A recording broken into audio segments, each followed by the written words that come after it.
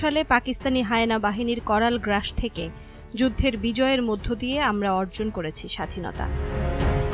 স্বাধীনতার পরবর্তীতে জাতির জনককে হত্যার পর বাংলাদেশের রাজনীতি ও সংস্কৃতি উল্টো দিকে হাঁটতে শুরু করে। বিপরীত এই স্রোতের বিরুদ্ধে সেই সময় থেকে এখন পর্যন্ত যারা পথে পথে লড়াই করেছেন বাঙালির পরম্পরার সংস্কৃতি প্রতিষ্ঠায়, তাদের অন্যতম পথসারথী গোলাম কুদ্দুস। গোলাম কুদ্দুস শৈশব থেকে দেয়াল পত্রিকায় লিখে নিজেকে প্রকাশকের মহাসড়কে নিয়ে আসেন। ঢাকা বিশ্ববিদ্যালয়ের ছাত্র থাকাকালীন নাটকের সঙ্গে যুক্ত হন তিনি। বাংলাদেশের স্বৈরাচার বিরোধী সকল আন্দোলনের সঙ্গে তিনি নিজেকে মিলিয়ে দিয়েছেন। সঙ্গে সঙ্গে গোলাম কুদ্দুস নিয়োজিত করেছেন নিজেকে ভাষা আন্দোলনের অজানা তথ্য উদ্ঘাটনের জন্য। রচনা করেছেন 5টি বই মহান ভাষা আন্দোলনের পটভূমিতে। সৃষ্টির কাল থেকে জড়িত থেকে থেকে গত 10 বছর ধরে পালন করেছেন সম্মিলিত সাংস্কৃতিক জোটের সভাপতির দায়িত্ব।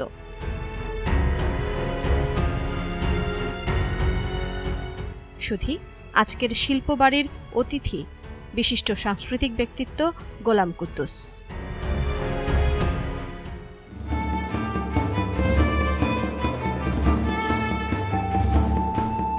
সুপ্রিয় দর্শক, আপনাদের শিল্পবাড়ি দেখবার জন্য আমন্ত্রণ জানাচ্ছি। শিল্পবাড়ি পরিবেশিত হয় দর্জিবাড়ির সৌজন্যে। আজ শিল্পবাড়িতে আছেন সম্মিলিত সাংস্কৃতিক জোটের সভাপতি এবং বিশিষ্ট রাজনৈতিক ভাষ্যকার গোলাম কুদ্দুস। কুদ্দুস ভাই, আপনাকে স্বাগত জানাই। কেমন আছেন? আছি, ভালো আছি। আপনাকেও ধন্যবাদ। আপনার ছবি আঁকবেন এই তরুণ শিল্পী সাইফুল ইসলাম। বাহ, খুবই সুন্দর আয়োজন। দেখি, নিজেকে তো নিজে দেখা কখনো সুযোগ হয় না। আপনার আঁকা ছবিতে নিজেকে দেখবার চেষ্টা করব। জীবন আপনার দীর্ঘ এবং সংস্কৃতির সঙ্গে নানাভাবে জড়িয়ে আছেন আপনি, কিন্তু শুরুটা হয় একটা নির্দিষ্ট জায়গা থেকে। একজন সাংস্কৃতিক ব্যক্তিত্বের জীবনে কিভাবে কোন ঘটনার মধ্য দিয়ে একটা আলোকপাত হবে এটা বোঝা খুব মুশকিল। আমার ধারণা, আপনাকে যেটুকু আমি পড়েছি, এই যে দেয়াল পত্রিকা একটা গুরুত্বপূর্ণ ভূমিকা রেখেছে আপনার জীবনে। হ্যাঁ, নিঃসন্দেহে। আসলে এখনকার তরুণরা তো দেয়াল পত্রিকা সম্পর্কে খুব একটা ধারণা নেই। আমাদের ছাত্র অবস্থায় তখন দেয়াল পত্রিকা ছিল তরুণ লেখক তৈরির একটি উপাদান বা উপলক্ষ, যাই বলি না কেন। বিশেষ করে ছাত্র সংগঠনগুলোর মধ্যে এক ধরনের প্রতিযোগিতা হতো। যেমন ধরেন, আমি ঢাকা বিশ্ববিদ্যালয়ের কথাই যখন বলি, আমি মহসিন হলের ছাত্র ছিলাম। সে সময় প্রত্যেকটি ছাত্র সংগঠনে আলাদা আলাদা দেয়াল পত্রিকা বের করতো এবং হলের গেটে সুন্দর জায়গায় সবাই দেয়াল পত্রিকাটি স্থাপন করত এবং সাধারণ ছাত্ররা প্রতিদিন যাওয়া আসার সময় সেই দেয়াল পত্রিকাটি তারা পড়তো এবং সেখানে কার কি কি ধরনের লেখা আছে, ছাত্রদের সমস্যার কোনো লেখা আছে কিনা, এবং কোনো কবিতা আছে কিনা, এবং নতুন কোনো ভাবনা আছে কিনা, এবং কার অঙ্গসজ্জাটা কত চমৎকার, কাদের দেয়াল পত্রিকার হাতের লেখাটা কত সুন্দর, এই একটা সুস্থ সুন্দর শৈল্পিক একটা প্রতিযোগিতা ছিল। সেটি এখন প্রায় নাই বললেই চলে। একদম। তো সেই আপনার প্রথম এই দেয়াল পত্রিকায় কবে লেখা ছাপা হয়েছিল, কোন বয়সে? দেয়াল পত্রিকা মূলত বিশ্ববিদ্যালয় পর্যায়ে এসেই করেছি, কিন্তু আমার লেখালেখি আর একটু স্কুল পর্যায়ে থেকেই। সেটা যদি, তাহলে তো আমার শৈশবকালটা একটু বলতে হয়। হ্যাঁ, নিশ্চয়ই বলেন। হ্যাঁ, আমি জন্মেছি নোয়াখালীর চাটখিল উপজেলার সিংবাহুড়া গ্রাম। আমার জন্ম আজ থেকে ধরেন 65 বছর আগে। সুতরাং সে 65 বছর আগের গ্রাম একেবারে অজপাড়াগা, যেখানে কোনো সড়ক, আজকের যান্ত্রিক সড়ক কোনো যোগাযোগ ছিল না, বিদ্যুৎ ছিল না, কিছু ছিল না। পায়ে হাঁটা পথ এবং নৌকাই ছিল একমাত্র যাতায়াত রাস্তা। তো সেই সময় আমি গ্রামে ছিলাম। আমাদের বাড়ির সামনেই ছিল প্রাইমারি স্কুল। আমাদের পূর্বপুরুষরা এই স্কুলটি প্রতিষ্ঠিত করেছিলেন। সেখানেই আমি প্রাথমিক স্কুলের পড়াশোনা করি। তারপরে চাটখিল হাই স্কুল, যেটা এখন আমাদের উপজেলার সবচেয়ে বড় হাই স্কুল, যেটি এখন সরকারি হাই স্কুল, সেখানে ক্লাস 7 পর্যন্ত পড়েছি। তারপরে চট্টগ্রাম সরকারি মুসলিম হাই স্কুলে আমি ক্লাস 8-এ সেখানে ভর্তি হই। ওই সময় ক্লাস 8-এ যখন দেখে, আমাদের মাদার বাড়িতে আমাদের বাসা ছিল চেতনার পড়াশোনা আমরা একটা সাংস্কৃতিক সংগঠনের সাথে আমি যুক্ত হই এবং কিছু লেখালেখি করবার চেষ্টা করি। মুসলিম হাই স্কুলে যখন পড়ি তখন আমি অভ্যুত্থান নামে ৭২ সালে একটি স্মরণিকা সম্পাদনা করেছিলাম। আচ্ছা। এবং সেই সময় আমি কিছু কবিতা লিখতাম, জানি না আদৌ সেগুলো কবিতা হতো কিনা, অমিতাভ ও বাবুল নামে আমি লিখতাম। আচ্ছা আচ্ছা। এবং পরে যখন চট্টগ্রাম কলেজে আমি ভর্তি হলাম ৭৩ সালে, তখন কালান্তর নামে একটি সাংস্কৃতিক সংগঠন আমার নেতৃত্বে গড়ে উঠলো। আমি তার প্রতিষ্ঠাতা সেক্রেটারি ছিলাম এবং সেখানে আমরা কিছু ম্যাগাজিন করেছি। দেয়াল পত্রিকা সেখানে হয়েছিল, ওইখানেও দেয়াল পত্রিকা হয়েছিল। এবং চট্টগ্রাম কলেজে আরো বেশ কয়েকটা সাংস্কৃতিক সংগঠন ছিল। এস এম সোলাইমান, তিনিও চট্টগ্রাম কলেজে আমার 2 বছরের সিনিয়র ছিলেন, তিনিও একটি নাটকের দলের সাথে যুক্ত ছিলেন। তখন আমার লেখালেখি মোটামুটি কিছু কিছু লেখালেখি করছি, বিভিন্ন ম্যাগাজিনে লেখাটাকে হচ্ছে। ওই সময় আমি ছাত্রলীগের চট্টগ্রাম শহর কমিটির সাহিত্য সম্পাদক, ওই একটু একটু লিখবার কারণে। এবং আমার এই সাহিত্য সম্পাদক হওয়ার পিছনে কবি শওকত হাফিজ খান রুশনি, একসময় চট্টগ্রামের বেশ পরিচিত কবি ছিলেন, তারই প্রস্তাবনা ছিল সাহিত্য সম্পাদক হিসেবে আমাকে করার ব্যাপারে, যেহেতু একটু লেখালেখি করতাম। তারপরে তো ঢাকা চলে এলাম ৭৫ সালে। ৭৫ সালে ঢাকা বিশ্ববিদ্যালয়ে ভর্তি হলেন। জি। কোন সাবজেক্টে ভর্তি হয়েছে? আমি সমাজবিজ্ঞান। আচ্ছা, এই ভর্তি প্রক্রিয়াটা খুব সহজ ছিল আপনাদের সময়? আমাদের এখনকার মতো এত জটিল ছিল না। না না। আচ্ছা, কিসে যুক্ত হয়ে গেল? এখানেও তো আপনি এস এম সোলাইমান সাহেবকে পেয়ে গেলেন, ভাইকে পেয়ে গেলেন। হ্যাঁ, এটা একটা খুবই মজার ঘটনা। সেটা হলো যে চট্টগ্রামে আমরা দুজনই ছাত্র রাজনীতির সাথে যুক্ত ছিলাম এবং সাংস্কৃতিক কর্মকাণ্ডের সাথে যুক্ত ছিলাম। ঢাকাতে যখন এলাম, আমি উঠলাম হাজী মোহাম্মদ মহসিন হলে, তিনি উঠলেন ফজলুল হলে। তো তিনি একদিন আমাকে বললেন যে কুদ্দুস চল একটা নাটকের দল করি, কিছু একটা তো করতে হবে। আচ্ছা। তারপরেই আমরা ঢাকা বিশ্ববিদ্যালয়ের লাইব্রেরি চত্বরে প্রথম মিটিং করি, পরে কার্জন হলের ঘাসের উপরে মাঠে একটা মিটিং করে দল সিদ্ধান্ত নেয় কালান্তর। কালান্তর নামটা আমারই দেয়া, যেহেতু চট্টগ্রামে এই নামে সংগঠন করেছি। আমি বললাম যে কালান্তর নাম হতে পারে, তো সবাই অ্যাকসেপ্ট করলেন এবং কালান্তর দিয়েই আমাদের যাত্রা শুরু ঢাকাতে। কুদ্দুস ভাই, এইখানে একটা প্রশ্ন করতে চাই। আপনারা যারা মঞ্চে নাটক করেন, প্রসারিত বক্ষ, উদার চিত্ত, সমস্ত মানুষের বেদনা নীলকণ্ঠে ধারণ করে প্রকাশ করেন এবং গণতান্ত্রিক চিন্তার দিক থেকে এগিয়ে থাকেন, আমাদের দেখেছি যে বাংলাদেশের বিশেষ করে ঢাকা কেন্দ্রিক যে নাটকগুলো, নাটকের দলগুলো বারবার ভাঙে। কেন ভাঙে? এটা কি পজিটিভ? একটা পজিটিভ, দুটোই আছে। যেমন পজিটিভ এই অর্থে হলো যে ভেঙে যাওয়ার পর কেউ বসে যায়নি, সবাই কাজ করছি, দলের সংখ্যা বেড়েছে, নাটকের সংখ্যা বেড়েছে, কলাকুশলীর সংখ্যা বেড়েছে, নাট্যকর্মীর সংখ্যা বেড়েছে, এই অর্থে পজিটিভ দিক। আর নেগেটিভ দিক হলো যে সব শক্তি যদি একত্রিত থাকতো তাহলে যে মানের একটা নাটক মঞ্চায়ন করা যেত, শক্তিটা কোয়ালিটিটা বিভক্ত হয়ে যাওয়ার কারণে সেই মানের নাটক নামানোটা কঠিন হয়ে গেল। একদম। ঢাকা পদাতিকে তো অসংখ্য ভালো নাটক করেছে। হ্যাঁ, ঢাকা পদাতিক সে ৮০ সাল থেকে আজকে তো ৪২ বছর হয়ে গেল। এস এম সোলাইমান ফাউন্ডের প্রেসিডেন্ট, আমি ফাউন্ডের সেক্রেটারি হিসেবে কাজ করছি এবং আমাদের অনেকগুলো বড় বিষাদ সিন্ধু, ইন্সপেক্টর জেনারেলের মতো প্রোডাকশন আমরা করেছি। ইঙ্গিত, এই যে সেই জলদাস, তারপরে রাক্ষস খোক্কর, গনিমিয়া একদিন, তারপরে ইবসেনের এনিমি অফ দ্য পিপলের বাংলা রূপান্তর, জনতার শত্রু, ফেরা, তারপরে সাম্প্রতিক যে প্রোডাকশনগুলো আমাদের এখন হচ্ছে। সাম্প্রতিক প্রোডাকশন কি হচ্ছে আপনাদের? যেমন আমাদের সূর্য সেনকে নিয়ে আমরা নাটক করছি, তারপরে আমাদের লোক ৭১-এর মুক্তিযুদ্ধকে নিয়ে আমরা কথা ৭১ করছি। পৃথিশ কুমার বলের লেখা, দেবাশিসের নির্দেশনায়। আর এটা হলো মাসুম আজিজের রচনা এবং নির্দেশনা, সূর্য সেনের নাটকটি। কাজী চপলের নির্দেশনায় পাইচো চোরের কিচ্ছা। আচ্ছা আচ্ছা আচ্ছা। আর এটা খুলনা অঞ্চলের একটা লোককাহিনী নিয়ে এই নাটকটি করা। নাদির চৌধুরীর ডিরেকশনে আমরা জলদেশ এবং আরো কয়েকটি নাটক তারও হয়েছে। তো আমাদের এখানে কয়েকজনই ডিরেক্টর আছে। এস এম সোলাইমান তো ছিলেনই, এরপর নাদির চৌধুরী, মাসুম আজিজ, দেবাশিস ঘোষ, কাজী চপল, এরা নিয়মিত প্রোডাক্ট। আর পথনাটকও আপনি একটা বিখ্যাত নাটক করেছেন বিষাদ সিন্ধু। বিষাদ সিন্ধু জামিল আহমেদের ডিরেকশনে, এটি 2টি পর্বে এই নাটকটি সমাপ্ত হয়েছে এবং এটি একটা বড় চ্যালেঞ্জ ছিল আমাদের জন্য। যে কোনো কারণে হোক সোলান ভাই তখন আমাদের সাথে নেই, রাগ হোক অভিমান হোক, তিনি তখন আমাদের সাথে ছিলেন না। সেই সময় জামিল আহমেদকে দিয়ে কাজ করা অনেক কঠিন, কারণ তিনি যেভাবে ডিসিপ্লিন হইতে কাজ করতে চান, 6টা রিহার্সাল মানে 6টায় দরজাটি ব্লক হয়ে যাবে, আপনি 6টার পরে আর রিহার্সাল রুমে ঢুকতে পারবেন না এইভাবে, এবং বিনা কারণে আপনি ছুটি পাবেন না, আপনি কমিটমেন্টের জায়গায় কমিটমেন্ট শতভাগ আপনাকে রাখতে হবে। এই হলো জামিল আহমেদ, এবং তিনি নিজে সেটা মেনটেন করতেন, যার কারণে অন্যদের মেনটেন না করে উপায় নেই। কাজেই সব দল তার সাথে কাজ করাটা কঠিন, আমাদের জন্য এখন অনেক কঠিন। তখন আমাদেরও অনেক তরুণ ছিল, সবাই বেশিরভাগই ছাত্র ছিল, আমরা কয়েকজন, এবং খুব সারা পড়েছিল নাটকটির, এবং এই নাটকটির জন্য আমরা 6 মাস টানা রিহার্সাল করেছিলাম। এই নাটকের প্রয়োজনে আমরা লাঠি খেলা শিখতে হয়েছিল পুরো টিমকে। আমার মনে আছে আমরা জেনেভা ক্যাম্প থেকে এই যে মোহাম্মদপুরের গুলনুর মিয়া এবং আরো একজন দুজনকে এনে আমরা লাঠি খেলা প্র্যাকটিস করেছিলাম টিএসসি সুইমিং পুলে দীর্ঘ সময়। তারপরে আমরা জিমন্যাস্টিক্স শিখতে হয়েছে আমাদেরকে, এবং সেটার জন্য জিমন্যাস্টিক্স ফেডারেশন থেকে খুরশিদ আলম এবং আরও একজনকে এনে আমরা টিএসসিতে সেই জিমন্যাস্টিক্স শিখতে হয়েছে। প্রতিদিন ভোরবেলা জামিল আহমেদ পারফর্মারদেরকে নিয়ে সোহরাওয়ার্দী উদ্যানে তিনি তাদেরকে সকালবেলা দৌড়াতেন ফিজিক্যাল ফিটনেসের জন্য।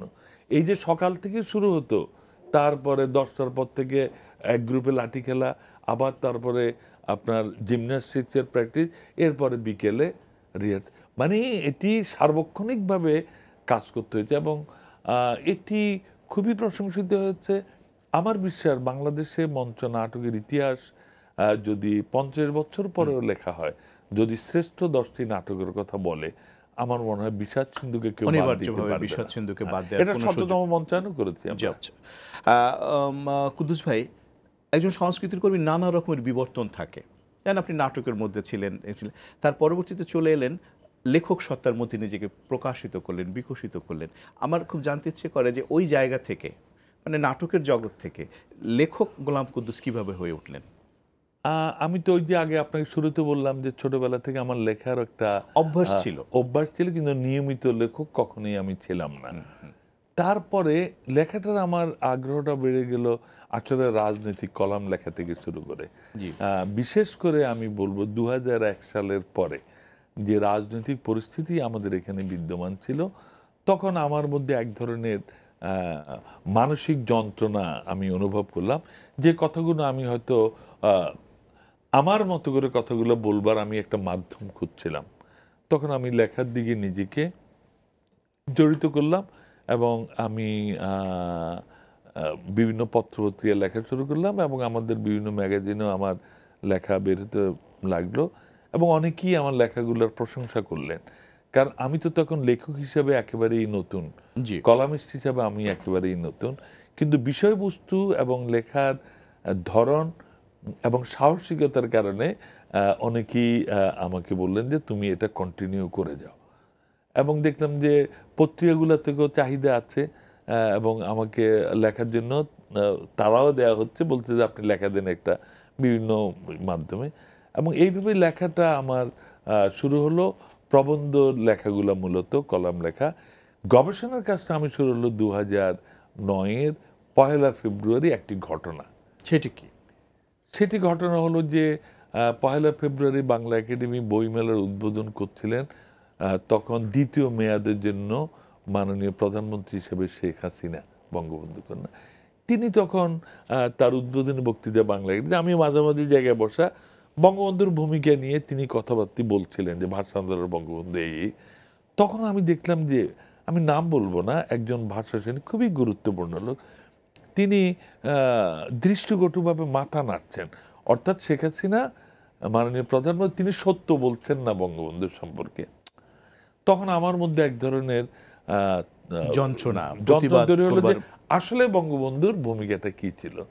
আমি তখন ভাষা আন্দোলনের বই সংগ্রহ করা শুরু করি, এবং শুরু করতে করতে দেখি যে এক এক বইতে ভাষা আন্দোলনের ইতিহাস এক এক রকম। হয়তো মূল কিছু ঘটনা ঠিক আছে, কিন্তু এটা কোত্থেকে শুরু হলো, কারা শুরু করলো, কারা পক্ষে ছিল, কারা বিপক্ষে ছিল, আমি এরকম করতে করতে খুঁজতে খুঁজতে প্রায় 100 বই আমি সংগ্রহ করলাম। এবং আমার মধ্যে একটা ধারণা যে তাহলে ভাষা আন্দোলন তো সঠিক ইতিহাসটা নির্মহ দৃষ্টিতে লিখবার চেষ্টা করতে হবে।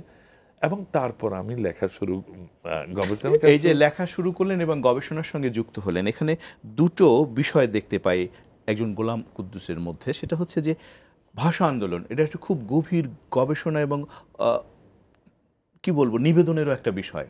আপনার বড় একটা বই আমার হাতে আছে, সেটি হচ্ছে যে ভাষার লড়াই ও রাষ্ট্রভাষা আন্দোলন। এই বইটা যখন আমি দেখি তখন আমি একটু অবাক হয়েছিলাম, আরে কুদ্দুস ভাই লেখে, এত বড় বই লিখলো, কবে লিখলো এটা দেখলাম। কিন্তু যখন বইটা হাতে পেলাম এবং অদ্যপন্ত পাঠ করলাম, আমি একটু বিস্মিত হলাম এবং আরও জানলাম একই সঙ্গে আপনি ভাষা আন্দোলনে 5টি বই রচনা করেছেন। কেন লিখলেন, কিভাবে, কেন উদ্বুদ্ধ হলেন যে এই 5টি বই, এবং আরও বিচিত্র রকমের, যেমন ধরেন সালাউদ্দিনকে তুলে আনছেন, তারপর ভাষা আন্দোলন নিয়ে সহজ পাঠ একটা বই লিখেছেন। গোলাম কুদ্দুস ভাষা আন্দোলনকে এইরকম আত্মস্থ কেন করলেন, এইটা একটু জানতে চাই। এই বইটি যখন বের হওয়ার পরে আমার ঘনিষ্ঠ অনেকেই বলল যে সত্যি সত্যি কি আপনি লিখেছেন এটা? আপনি কখন লিখলেন? আপনি তো সারাক্ষণ রাস্তায় থাকেন। অনেকেই সত্যি সত্যি সন্দেহ প্রকাশ করেছে যে কেউ বোধহয় লিখে দিয়েছে, আমার নামে আমি ছাপিয়ে দিয়েছি, এরকমও ভেবে থাকতে পারে।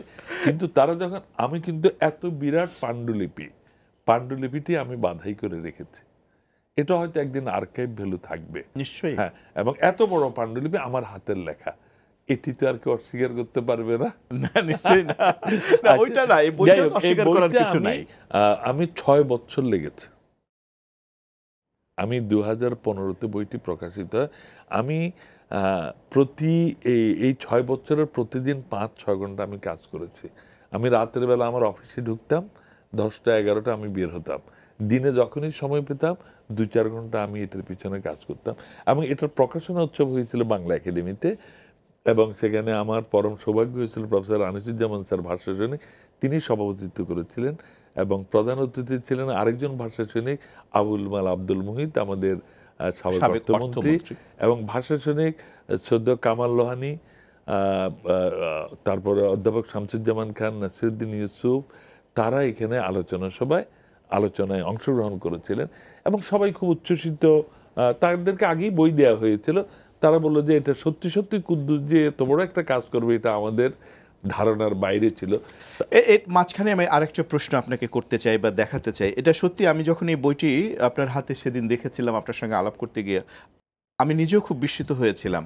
এই যে একটি প্রসঙ্গ নিয়ে এলেন আপনি, সালাউদ্দিন, ভাষা আন্দোলনের প্রথম শহীদ সালাউদ্দিন, এটি এখন আমাদের ইতিহাসে নেই। ইতিহাস থেকে সালাউদ্দিন নির্বাসিত। আমি যতদূর তথ্য উপাত্ত সংগ্রহ করেছি তাতে 52-এর 21শে ফেব্রুয়ারি 3:30টার সময় মেডিকেল ব্যারাকের সামনে গুলিবিদ্ধ হয়ে যার মৃত্যু ঘটে এবং যার মাথার খুলি ওড়ে মগজ বেরিয়ে যায়, তার নামটি বর্তমানে লেখা আছে রফিক উদ্দিন। কিন্তু আপনি যদি 52 সালের পত্রপত্রিকা তথ্য উপাত্ত এবং যদি আপনি সেগুলোকে খোঁজেন, আপনি দেখবেন যে তার নাম সালাউদ্দিন, নট রফিক উদ্দিন। রফিক উদ্দিনও মারা গেছে, রফিক উদ্দিন মারা যায়নি।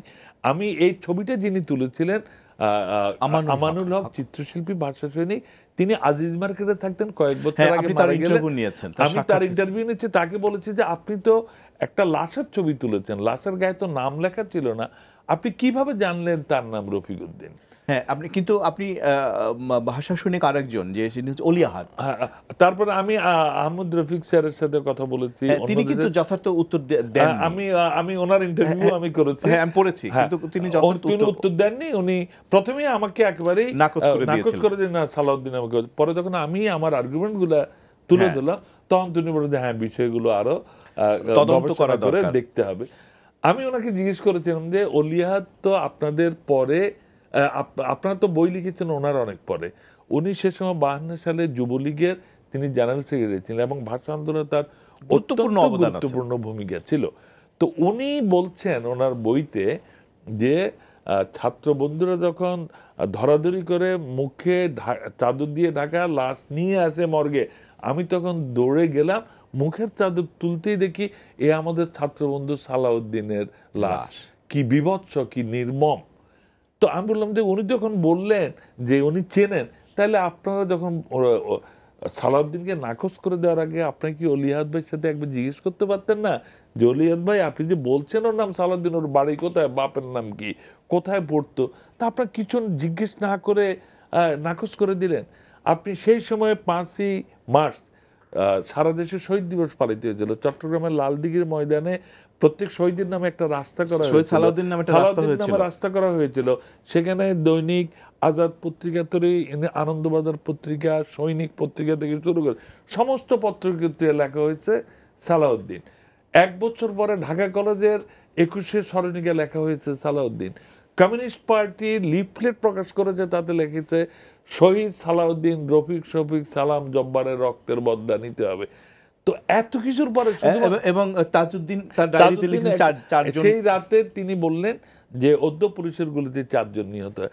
আমি আহমদ রফিক ভাইকে যখন জিজ্ঞেস করলাম যে আপনি বলছেন সালাউদ্দিন নামে কেউ মারা যায়নি, তাহলে বাকি থাকে 3 জন, রফিক, বরকত, জব্বার ওই দিন, তাহলে চতুর্থ ব্যক্তির নাম তো আপনাকে বলতে হবে। আপনি সালাউদ্দিনকে অমিট করেন, তাহলে চতুর্থ ব্যক্তির নাম তো আপনাকে বলতে, আপনি সে নাম বলছেন না। তাইলে তাজউদ্দিন যে ওই দিন রাতে তার ডায়েরিতে লিখলেন অদ্য পুলিশের গুলিতে 4 জন নিহত, ওরা তো কোনো পত্রিকা দেখে লেখেন নেই। তাহলে সমস্ত তথ্যগুলো ভুল। শুধুমাত্র 72 সালে রফিক উদ্দিনের ভগ্নিপতি মোবারক আলী খান একটা ইন্টারভিউ দিয়েছিলেন বাংলার বাণী পত্রিকা, এবং 74 সালে দৈনিক বাংলা আহমেদ নুরে আলমে একটা সাক্ষাৎকার নিয়েছিলেন। সেখানে তিনি বলছিলেন যে মাথায় গুলিবিদ্ধ হয়ে মগজ বেরিয়ে যাওয়া যুবক আমার শ্যালক রফিক। এবং তিনি বলছেন 20 বছর পরে, তা 20 বছর পর তিনি যে সত্য বলছেন তার প্রমাণ কি? এবং তিনি যে সত্য বলছেন না তার বিভিন্ন বক্তব্য, ইন্টারভিউ আমার এই বইতে আমি প্রত্যেকটাকে পাল্টা যুক্তি দিয়ে ভুল প্রমাণ করেছি। বঙ্গবন্ধু ও বাঙালি সংস্কৃতি, আমরা জানি যে এই রাষ্ট্র তৈরি করার ক্ষেত্রে বঙ্গবন্ধু শেখ মুজিবুর রহমান তার বাল্যকাল থেকে, মানে যখন তিনি জ্ঞান প্রাপ্ত হয়েছেন তখন থেকে তিনি লড়াই শুরু করেছেন এবং তার জীবনের সব কিছু উৎসর্গ করে বিলীন করে দিয়ে তিনি বাংলাদেশ প্রতিষ্ঠিত করেছেন।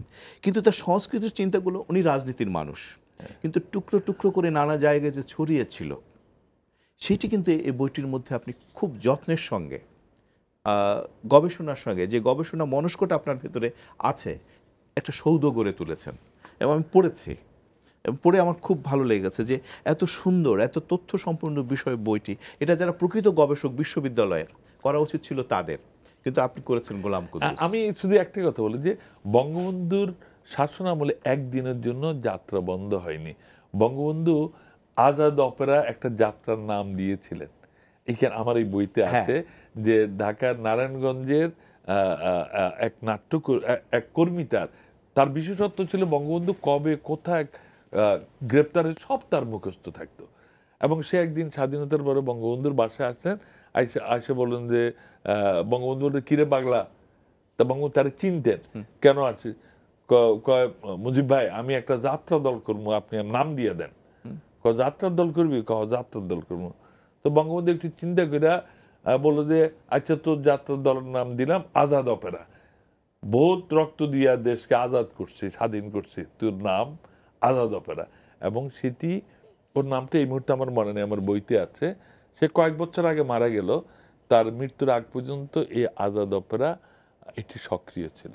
তার মানে বঙ্গবন্ধু শিল্প সংস্কৃতির বিভিন্ন ক্ষেত্রে, লোকসঙ্গীতের ক্ষেত্রে তার যে আগ্রহ, এই যে আমাদের কুতুবউদ্দিন, আমাদের গম্ভীরা শিল্পী, তাকে যে বঙ্গবন্ধু কত প্রাধান্য দিতেন এবং সে বঙ্গবন্ধুর সামনে কিভাবে সমস্যাগুলো তুলে ধরতেন, রাষ্ট্রের সমস্যা।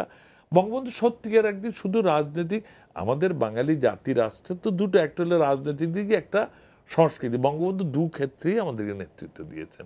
এই তো আপনার লেখালেখির জগৎ, কিন্তু আপনি গানের জগতেও আছেন। আপনার বেশ কয়েকটা গীতি আলেখ্য নানা জায়গায় পরিবেশিত হয়েছে, এটা একটু জানতে চাই। সঙ্গীতের প্রতি আমার এক ধরনের দুর্বলতা সবসময় ছিল, এবং আমি নাটকের দলের সাথে যুক্ত ছিলাম, নাটকের দল আমরা মিলে যৌথভাবে করেছি, কিন্তু সঙ্গীতের প্রতি দুর্বলতার কারণে আমি 2005 সালে বন্যী শিখা নামে একটি সাংস্কৃতিক সংগঠন, ওস্তাদ মমতাজ আলী খানের কন্যা রূপু খান তাকে সেক্রেটারি করে আমি সভাপতি এই দলটি শুরু করেছিলাম। তারপরে এখন এই দলটি বাংলাদেশের একটি অন্যতম প্রধান দল হিসেবে দাঁড়িয়েছে। আবিদুর রহমান সেতু সহ সঙ্গীত পরিচালনায়, শাহিদুর রহমান সুরভি নৃত্য পরিচালনা, এবং আমাদের দলের অনেক তরুণ শিল্পী, সঙ্গীত এবং নৃত্যশিল্পী এখানে যুক্ত হয়েছে। এবং দলটি, আমি বললে হয়তো একটু দৃষ্টিকটু শোনা যাবে, এটা সত্য, সেটা কিন্তু বলবেন। এটি এখন বাংলাদেশের অন্যতম প্রধান গানের দলের মধ্যে এটি একটি। এবং এর প্রমাণ হলো আমাদের বিভিন্ন প্রয়োজন। আমরা শুধু লোকসঙ্গীত, গণসঙ্গীত, রবীন্দ্র, নজরুল সকল ধারায় আমরা সমানভাবে কাজ করছি। এবং বাংলাদেশের সংস্কৃতি মন্ত্রণালয়ের সহযোগিতায়, তাদের পৃষ্ঠপোষকতায় আমরা আসামে প্রথম বাংলাদেশের সাংস্কৃতিক সংগঠন হিসেবে আসাম এবং বাংলাদেশের যৌথ সাংস্কৃতিক উৎসবে আমরা আসামের 4টি শহরে আমরা এই বন্যশিকে অংশগ্রহণ করেছি। তারপরে আপনার কলকাতায় গোর্কি সদনে আমাদের গীতি নৃত্যালেখ্য আমরা ফিরে চল মাটির টানে আমরা করেছি। বহরমপুর রবীন্দ্র ভবনে আমরা বাংলা আমার বাংলা গীতি নৃত্যালেখ্য আমরা করেছি। এই যে গত বছর শিল্পকলা একাডেমি জাতীয় নাট্যশালায় বঙ্গবন্ধুর জন্মশতবর্ষে সবার হৃদয়ে বঙ্গবন্ধু প্রায় 1.5 ঘন্টা একটি গীতি নৃত্যালেখ্য আমরা উপস্থাপন করেছি। এছাড়াও আমরা অনেকগুলো ধরেন রবীন্দ্র নজরুল জয়ন্তী, শচীন দেব বর্মন সঙ্গীত উৎসব যেটা হয় বাংলাদেশে, এটা আমরাই শুরু করেছি। এবং প্রতি 2 বছরে একবার ভারত বাংলাদেশের শিল্পীদেরকে নিয়ে এই উৎসবটি আয়োজিত হয়ে আসছে। এবং এই ক্ষেত্রে নানা সংকটে মানুষের পাশে গিয়ে দাঁড়ানো, গণসঙ্গীত তো মানুষের অস্তিত্বের কথা জানান দিয়ে যায়, মানুষকে উজ্জীবিত করা লড়াইয়ের সংগ্রামে। এবং সেই গণসঙ্গীতের ধারাটিকে আমরা ঊর্ধ্বে তুলে ধরার জন্য বাংলাদেশ গণসঙ্গীত সমন্বয় পরিষদ সম্মিলিত সাংস্কৃতিক জোটের সাথে আমরা অত্যন্ত দৃঢ়তার সাথে কাজ করছি। এবং আমাদের শিল্পীরা প্রত্যেকেই নিবেদিত পান, এবং আমরা একটি স্বয়ংসম্পূর্ণ দল। আপনি এইরকম গভীর মনস্তাত্ত্বিকভাবে লিখছেন, গবেষণা করছেন, একটি জাতির হারিয়ে যাওয়া ইতিহাসের গুরুত্বপূর্ণ উপাদানকে সামনে তুলে নিয়ে আসছেন, সেই বিষয়ে যে আমরা খুব কম জানি, এটা কিন্তু সত্যিকার অর্থে সত্য। আমি এবার বাংলা একাডেমির ফেলোশিপ পাওয়াতে এই প্রথম বোধহয় কোনো সরকারি এক ধরনের স্বীকৃতিটা পাওয়া হলো।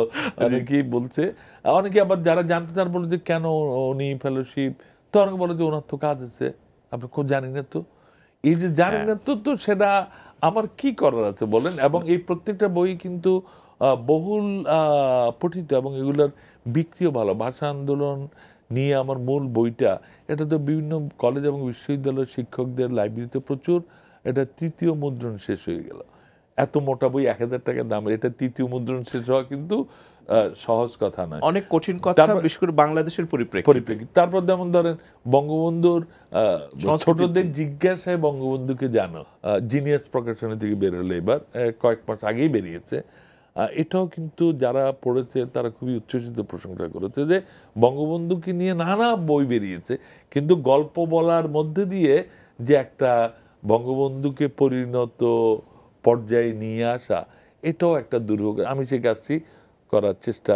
কুদ্দুস ভাই, এই যে আপনার দীর্ঘ সংস্কৃতির যাত্রা, রাজনীতির যাত্রা, বাংলাদেশকে গভীরে ধারণ করে বুননের যাত্রা, এর সঙ্গে আরেকটা যাত্রা থাকে সংসার যাত্রা।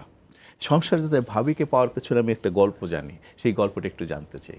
আমার স্ত্রী আর আমি ঢাকা বিশ্ববিদ্যালয়ের সমাজবিজ্ঞান বিভাগে আমরা সহপাঠী। জি, সহপাঠী ছিলাম, এবং আমাদের বন্ধুত্বই ছিল ভালো, খুবই হৃদ্যতাপূর্ণ সময়। কিন্তু কখনো প্রচলিত অর্থে প্রেম করা যেটা, সেটা নয়। আচ্ছা, এমনি ভালো লাগা, ভালো বন্ধুত্ব সেই অর্থে। এবং তিনি থাকতেন রোকে হলে, আমার তো টিএসসিতে হলো আমার নাটকের রিহার্সাল, যার কারণে এখানে আমাদের দলের রিহার্সালও আমার স্ত্রী এবং তার বন্ধুরা এসে আড্ডা মারতো। ভাবি না, মরিয়ম নাসরিন, হ্যাঁ, তিনি রোকে হলে ছিলেন, আমরা টিএসসিতে আড্ডা মারতাম। তো তার বন্ধু বান্ধবদের অনেকেই চিনি। তো আমাদের মাস্টার্স পরীক্ষার আগে একবার আমরা যখন আড্ডা মারছিলাম, তখন আমার বললো যে আমার ছোট বোনের তো বিয়ের প্রস্তাব আসছে, তো তার আগে তো এখন আমারও তো বিয়ে দিবে। তো আমি কেন জানি, আমি বললাম যে তোমার ওইখানে বিয়ে হবে না। বললো যে তাহলে কি তুমি বিয়ে করো? আমি কি, অবশ্যই করবো। বললো যে তাহলে প্রস্তাব দাও। আচ্ছা, তো বড় বোনের বাসা ছিল আজিমপুরে। আমি সেখানে গেলাম। বড় আপা দুলাভাই ছিল উচ্চপদস্থ সরকারি কর্মকর্তা। তা আমি বড় আপার বাসায় গেলাম। তো না, আগে থেকে তো জানাশোনা ছিল, বড় আপা নিশ্চয়ই চিনতেন। বড় আপার সাথে কথা বললাম। তো আমি কিভাবে বলি, তা আমি বললাম যে তখন উনি বললেন যে নীলু, তো আমার ওয়াইফের ডাকলাম নীলু, তোর তো বিয়ে শাদী আছে। আমি কি এত সকাল বিয়ে দেওয়ার দরকার কি, আরো পরে। তো উনি বললেন যে কেন আরো পরে, এখন তুমি কি করো টোর? আমি বললাম যে আমি এখনো কিছু করছি না, তো বের হয়ে তো কিছু চেষ্টা তো করবো, কিছু ব্যবসা তো করবো, কিছু পরিকল্পনা আছে। এইভাবে হলো। তারপরে সবই আমাদের পারিবারিকভাবে হয়েছে সব। কুদ্দুস ভাই, একটা খুব অন্য প্রসঙ্গে যাব। সেটি হচ্ছে যে আপনি সম্মিলিত সাংস্কৃতিক জোটের সভাপতি হিসেবে দায়িত্ব পালন করছেন এই 9 বছর, 2014 থেকে। 2014 থেকে। এর আগে ছিলেন 19 বছর সাধারণ সম্পাদক, এবং বাংলাদেশের ক্রান্তিকালে গড়ে উঠেছিল আমাদের এই অসম্ভবই মানে নান্দনিক সংস্কৃতির এই সংগঠনটি। ফয়েজ আহমেদের উদ্যোক্তা ছিলেন, এটি একটু জানতে চাই। প্রথমত হলো যে 1983 সালে যখন হোসেন মোহাম্মদ এরশাদ রাষ্ট্র ক্ষমতা নিয়ে নিলেন, তখন একটা উক্তি তিনি করেছিলেন যে কেন্দ্রীয় শহীদ মিনারে আর আলপনা আঁকা যাবে না, এবং প্রভাত ফেরি না করার জন্য তিনি কথা বলেছিলেন। এটি তো বাঙালির ঐতিহ্যের অংশ, আমাদের সংস্কৃতিরও অংশ। আর ভাষা আন্দোলন মানে বাঙালি জাতিসত্তার বিকাশের প্রধান উপাদান। সুতরাং আর শহীদ মিনার তো শুধু ইট পাথরের তৈরি কতগুলো কাঠামো নয়, এটি লাখো শহীদদেরকে সম্মান জানানো এবং বিভিন্ন সংকটে সেখানে শপথ গ্রহণ করা, সাহস সংগ্রহ করা। সুতরাং এটাই মানা যাবে না, এটাই ছিল ওর ভয়। হ্যাঁ, এটি মানা যাবে না। তখন আমাদের যারা ছিলেন, ফয়েজ আহমেদ ধরে শুরু করি, কবির চৌধুরী, কামাল লোহানী, গাজীউল হক, শেখ ইসলাম চৌধুরী প্রত্যেকে, এবং কবি শামসুর রহমান এবং তৎকালীন ছাত্র নেতা যারা, প্রত্যেকেই যুক্ত হয়ে গেল, বলে যে এটা মানা যাবে না। তখন সম্মিলিত 21শে উদযাপন কমিটি, শেখ লুৎফুর রহমান সম্মিলিত 21শে উদযাপন কমিটি করে, সেই কমিটির আহ্বায়ক করা হলো ফয়েজ আহমেদকে, করে 1983 সালে শহীদ মিনারে উদযাপন করা হলো, প্রভাত ফেরি করা হলো, সেখানে অনুষ্ঠান করা হলো, সবই করা হলো। 83 সালে আমরা একসাথে এটাকে ব্রেক করে দিলাম। তখন সবাই অনুভব করলো যে এই যে আমাদের ঐক্যবদ্ধতা, এটাকে তো নষ্ট করা যাবে না, তাহলে এটাকে ধরে রাখতে হবে। তাহলে সংস্কৃতি কর্মীরা জাতির যে কোনো সংকটে যে রুখে দাঁড়ানোর জন্য, আমার তো ওইভাবে কোনো প্ল্যাটফর্ম নেই, সবাইকে নিয়ে কোনো প্ল্যাটফর্ম নেই। তখনই 1984 সালে ওই 21 উদযাপন কমিটির নামটা ধারণ করা হলো সম্মিলিত সাংস্কৃতিক জোট। আপনার এই সংস্কৃতি যাত্রায় কত বন্ধু, কত সহকর্মী, কত বড় ভাই পেয়েছেন। তার মধ্যে অন্যতম একজন নাসিরউদ্দিন ইউসুফ বাচ্চু, যিনি সরাসরি যুদ্ধ করেছেন দেশটার জন্য, সিনেমা বানাচ্ছেন, নাটক তৈরি করছেন, মানে মঞ্চ নাটকের সারথি, অসম্ভব এক মানুষ। আপনার খুব প্রিয় মানুষ, কাছের মানুষ। আপনার সম্পর্কে একটু মূল্যায়ন করেছে, একটু দেখে আসি। অনুজ প্রতিম বন্ধু গোলাম কুদ্দুস আমার অত্যন্ত প্রিয় মানুষ। প্রিয় এই কারণে যে আমরা গত 40 বছর একসাথে পথ চলছি, এবং গোলাম কুদ্দুসের সততা এবং সারল্য তার ব্যক্তিত্ব নির্মাণে খুব বড় ভূমিকা পালন করেছে, এবং খুবই নিবেদিত প্রাণ একজন সংস্কৃতি কর্মী। স্বৈরাচার বিরোধী আন্দোলন, মৌলবাদ বিরোধী আন্দোলন 80-র দশকের, সেই সময় থেকে গোলাম কুদ্দুস সহ একদল তরুণের সাথে আমার পথযাত্রা, এবং গোলাম কুদ্দুসকে আমি সেই সময় থেকে অত্যন্ত সৎ, নিষ্ঠাবান এবং পরিশ্রমী মানুষ হিসাবেই এবং যুবক হিসাবে বিশেষ করে দেখে এসেছি। এবং নিরলস পরিশ্রম করতে পারে, দিন রাত নেই কাজ করতে পারে। এইভাবে সে আমাদের সম্মিলিত সাংস্কৃতিক জোট এবং অন্য অন্য সাংস্কৃতিক সংগঠনকে শুধু সংগঠিতই করেনি, নেতৃত্ব দিয়েছে। কর্মী থেকে নেতৃত্বের আসনে আসীন হওয়া পর্যন্ত এই দীর্ঘ পথযাত্রায় গোলাম কুদ্দুস প্রমাণ করেছে যে বাংলাদেশের সাংস্কৃতিক আন্দোলনে গোলাম কুদ্দুস একটি অপরিহার্য নাম এবং ব্যক্তি। আমরা মনে করি বাংলাদেশের মুক্তিযুদ্ধের চেতনা বিকাশে, বাংলাদেশের স্বাধীনতা সংগ্রামের অবদান যে মানুষগুলি রেখেছেন তাদের সম্পর্কে আমরা নানাভাবে তার কাছ থেকে জেনেছি। ভাষা আন্দোলন নিয়ে তার গবেষণা এবং ভাষা আন্দোলন নিয়ে তার পাঠ আমাদেরকে মুগ্ধ করে। তার গবেষণালব্ধ যে ইতিহাস ভাষা আন্দোলনে তিনি বর্তমানে তৈরি করেছেন বিগত কয়েক বছরে, সেটা অত্যন্ত গুরুত্বপূর্ণ কাজ বাংলাদেশের সাংস্কৃতিক ইতিহাসে এবং আমাদের গবেষণা কর্মের ইতিহাসে। সুতরাং একদিকে সাংস্কৃতিক আন্দোলন, আরেক দিকে হচ্ছে আমাদের ভাষা আন্দোলনের গবেষণা। এই দুটো মিলিয়ে গোলাম কুদ্দুস নিজেকে একজন অপ্রতিরোধ্য সংস্কৃতি কর্মী হিসাবে এবং গবেষক হিসাবে তিনি নিজেকে প্রতিষ্ঠা করতে পেরেছেন। আগামী দিনগুলোতে আরও বড় আকারের সাফল্য নিয়ে আসবে গোলাম কুদ্দুসের নেতৃত্বে, এটি আমার প্রত্যাশা। কেমন লাগলো? না, ভালো। বাচ্চু ভাই এই 40 বছর তো একসাথেই হেঁটেছি, এমন কোনো ঘটনা তো নেই যেখানে আমরা একসাথে ছিলাম না। এই যে হেফাজতের যে ঢাকাতে যে শাপলার সমাবেশে, সেটার বিরুদ্ধে আমরাই হরতাল লিখেছিলাম।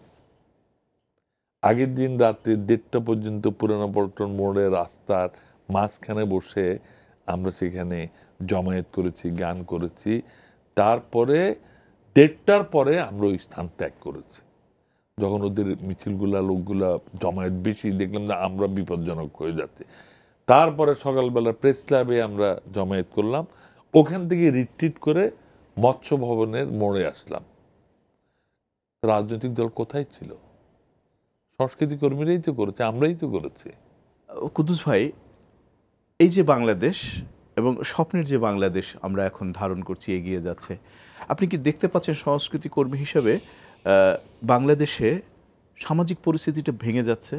একদল মানুষ খুব অর্থনৈতিকভাবে উপরে চলে যাচ্ছে আর অধিকাংশ মানুষ নিচের দিকে যাচ্ছে। এই যে ব্যবধানটা, অর্থনৈতিক এবং আর্থসামাজিক ব্যবধানটা, এইটা কিভাবে দেখেন? না, এটা আপনি সঠিক কথাই বলেছেন। যদিও আমাদের দেশে বর্তমানে আপনার না খেয়ে মানুষ মারা যাওয়ার ঘটনাটি ঘটছে না, এবং আমাদের সামাজিক সুরক্ষাটা আগের চাইতে বেড়েছে, যেটা আমাদের পরিসংখ্যানগুলো বলছে। যেখানে আগে 40% হতদরিদ্র মানুষের সংখ্যা ছিল, সেটা এখন 21%-এ নেমে এসেছে, যেটা মার্কিন যুক্তরাষ্ট্রে 7%। মানুষের বয়স্ক ভাতা, বৃদ্ধ ভাতা, গ্রামে গঞ্জে আপনার পল্লী কমিউনিটি সেন্টার এবং আশ্রয়ণ প্রকল্প, এগুলোর মধ্য দিয়ে মানুষের মোটামুটিভাবে মৌলিক চাহিদাটা পূরণ হচ্ছে, কিন্তু বৈষম্যটা বাড়ছে। আমরা এই যে বৈষম্যটা মুক্ত যদি বঙ্গবন্ধু সারা জীবন কিন্তু চেয়েছিলেন একটি বৈষম্যহীন মুক্ত সমাজ, সাধারণ মানুষের হাসি মুখ চেয়েছিলেন। আমি সেই জায়গায় এসেছি যে এখন আপনি হয়তো মানুষের মৌলিক চাহিদাটুকু আপনি একটা পর্যায় পর্যন্ত দিতে পারছেন, কিন্তু এটাই তো মানুষের জীবনকে গঠিত করবার জন্য আপনার যথেষ্ট নয়। যার কারণে আমরা বঙ্গবন্ধুর কথা যেটি আপনি বলছেন, বঙ্গবন্ধু বাংলাদেশকে কেন স্বাধীন করেছেন, কেন তিনি মৃত্যুর মুখোমুখি দাঁড়িয়েছিলেন, পাকিস্তানের প্রধানমন্ত্রীত্বের পদ প্রত্যাখ্যান করেছিলেন, কিন্তু পাকিস্তানিদের সাথে আপোষ করেননি। কারণ তিনি চেয়েছিলেন এমন একটি সমাজ ব্যবস্থা প্রতিষ্ঠিত করবেন, যে সমাজ ব্যবস্থা প্রতিটি জাতি, ধর্ম, বর্ণ, গোত্র নির্বিশেষে প্রতিটি মানুষের অন্ন, বস্ত্র, শিক্ষা, চিকিৎসা, বাসস্থানের অধিকার নিশ্চিত করবেন। এবং প্রত্যেকটি মানুষের এই যে অধিকারগুলো নিশ্চিত করার মধ্য দিয়ে কিন্তু সে তার জীবনকে আরও উন্নত জায়গায় নিয়ে যাবার তার পথটা তৈরি করে নেবে। এখন ধরেন আজকে আমরা হয়তো একজন মানুষকে খেতে দিতে পারছি, তার হয়তো কাপড় এখন সংকট নেই, থাকার সংকট আছে কারো কারণে, সে জায়গাটা সরকার চেষ্টা করছে। কিন্তু আজকে যদি বৈষম্যটা না কমে, তাই কিন্তু সমাজের অস্থিরতা কখনো দূর হবে না। এটা হচ্ছে আমাদের ভয়। এবং এই অস্থিরতা দূর করবার জন্য আজকে বৈষম্যের, আপনি পুরোপুরি সমাজতান্ত্রিক সমাজ ব্যবস্থা ছাড়া এই বৈষম্য পুরো দূর করতে পারবেন না, কিন্তু জনকল্যাণমূলক রাষ্ট্রের যে ধারণা, সেই ধারণা অনুযায়ী আপনি উপর আর নিচের মধ্যে যদি ব্যবধান কমিয়ে সহনীয় পর্যায়ে না আসেন, তাইলে জনবিক্ষোভ হতে বাধ্য এবং মানুষ প্রচলিত সমাজের বিরুদ্ধে তার বিদ্রোহ সহজাত, সেটা তার বাঁচার তাগিদেই করবে। কাজে আমাদের প্রত্যাশা হলো যে রাষ্ট্রের অপচয় রোধ করে দুর্নীতিকে, যদিও বর্তমান সরকার মাননীয় প্রধানমন্ত্রী শেখ হাসিনার নেতৃত্বে তারা বলছেন যে জিরো টলারেন্স নীতি বাস্তবায়িত হবে, কিন্তু বাস্তবতা নানা ফাঁক ফোকর, রাজনীতিবিদ, আমলা এবং অসৎ ব্যবসায়ী মিলিত যে চক্র, সেই চক্র কিন্তু সরকারের ঘোষিত কর্মসূচিকে বাস্তবায়িত হতে দিচ্ছে না, বাধা দিচ্ছে। যার কারণে আপনার এই রাষ্ট্রের প্রচুর অর্থ আজকে মানুষের পক্ষে ব্যবহৃত হচ্ছে না। এই যে আমরা বললি যে আমাদের বিদেশ থেকে এত বিলিয়ন বিলিয়ন ডলার এখন আসছে, হ্যাঁ, আমরা তারা যে টাকাগুলো পাঠাচ্ছে শ্রমিক, সাধারণ মানুষ, এবং আমরা এই যে ভ্যাট ট্যাক্স দিয়ে সাধারণ মানুষ, আমি একটা পাউরুটি খেলে সেটা তো ট্যাক্স দিতে হবে। এই যে কষ্টের যে টাকাগুলো সংগৃহীত হচ্ছে, সেই টাকাগুলো কি যথাযথভাবে ব্যয় হচ্ছে? এটাই তো প্রশ্ন। হ্যাঁ, সেই ব্যয়গুলো এখন, যেমন ধরেন, আমরা কোনো ব্যক্তির বিরুদ্ধে বলছি না, আমরা সিস্টেমের বিরুদ্ধে বলছি। এখন ধরেন একটা জেলা পর্যায়ের সরকারের সর্বোচ্চ কর্মকর্তারা তারা 50-60 লক্ষ টাকা, 1 কোটি টাকা দামের গাড়িতে চড়েন, অথচ সেই জেলায় চিকিৎসার জন্য একটা আইসিইউ নেই। তাইলে তাদের কি লজ্জা হয় না যে আমার এই জেলায় সাধারণ মানুষের চিকিৎসা সেবার জন্য, জীবন বাঁচানোর জন্য আমি আইসিইউ দিতে পারছি না, আমি কিভাবে সেখানে এত দামের এসি গাড়িতে চড়ি? আপনি যেখানে একজন সংস্কৃতি কর্মী, আজকে আপনি আমাকে 1200 টাকা করে দেন, কাকে? সংস্কৃতি কর্মী তো কোনো বেতন নেই, সারা জীবন মানুষের জন্য কাজ করছে, এদেশের নির্মাণের জন্য কাজ করছে, এদেশের সম্প্রীতির জন্য কাজ করছে, এদেশের প্রগতির জন্য কাজ করেছে। বৃদ্ধ বয়সে দেখা গেল সে আর গান করতে পারে না, অভিনয় করতে পারে না, তার কোনো বেতন নেই, তার কোনো পেনশন নেই। তাহলে রাষ্ট্র কি করছে? এখন আমরা ভাতা, অসচ্ছল শিল্পী ভাতা দিচ্ছেন কত? 1200 টাকা থেকে সর্বোচ্চ 3000 টাকা। কি লজ্জা! এটা আরো অসম্মানিত করা। আপনি আর এখন আমি যদি তুলনা, তো আমাকে করতেই হবে, ডেপুটি সেক্রেটারি র্যাঙ্কের উপরের পদমর্যাদার যে কোনো একজন সরকারি কর্মকর্তা 40 লক্ষ টাকা বিনা সুদে গাড়ি কেনার জন্য পাবেন, এবং মাসে 50,000 টাকা ড্রাইভার তেল এবং গাড়ি পরিচালনা ব্যয়, মাসে 50,000 টাকা পাবেন বেতনের অতিরিক্ত। এই টাকাটা কে দিচ্ছে? কার টাকা আপনি নিচ্ছেন? এই টাকাটা এদেশের সাধারণ মানুষের ট্যাক্সের টাকাটা আপনি ভোগ করছেন এইভাবে, আর সাধারণ মানুষকে আপনি কোন জায়গায় রাখছেন? সুতরাং আজকে এগুলাকে নিয়ে ভাবতে হবে। কুদ্দুস ভাই চমৎকার বলেছেন, আমি খুব আনন্দিত এবং অনুপ্রাণিত বোধ করলাম। এখন এই ছবিটা আপনাকে, আমাদের শিল্পী আপনাকে দেবে। যার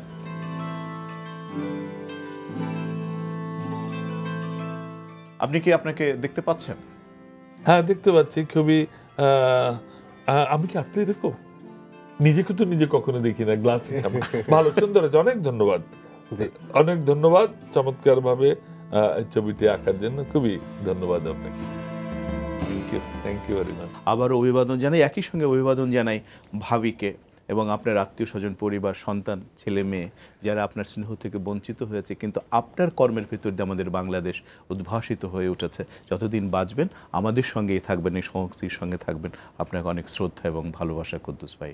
আপনাকে অনেক ধন্যবাদ। আমাদের শিল্পী যিনি আমার এই ছবিটি এঁকেছেন তাকে, এবং জিটিভির পুরো পরিবারকে, এই অনুষ্ঠানের সাথে যুক্ত সবাই এবং জিটিভির পুরো পরিবারকে আমার শ্রদ্ধা এবং ভালোবাসা। সাইফুল, খুব চমৎকার একটা ছবি আঁকছেন কুদ্দুস ভাইয়ের, আপনাকে অনেক ধন্যবাদ। শুধু দর্শক, শিল্পবাড়ি আজ এ পর্যন্ত। আমাদের সঙ্গে ছিলেন এই সময় সংস্কৃতির বেগবান পুরুষ গোলাম কুদ্দুস। আপনারা যেখানেই থাকুন, বাংলাদেশের সঙ্গে থাকুন। জয় বাংলা।